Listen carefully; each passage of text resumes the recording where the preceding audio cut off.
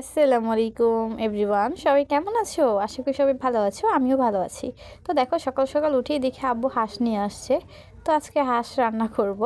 তো এখানে আব্বু হচ্ছে হাঁসটা ড্রেসিং করতে নিয়ে গিয়েছে। এখন এখানে হচ্ছে আমি মশলাগুলো একটু ভেজে সব রেডি করে রাখবো।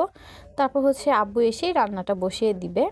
তো এখানে হচ্ছে আমি একটু জিরা, শুকনো মরিচ, কিছু গোলমরিচ, একটু দারচিনি, এলাচ এগুলো নিয়ে নিয়েছি অল্প অল্প করে। এগুলো টেলে ভালো করে তারপর ব্লেন্ডার করে নিব।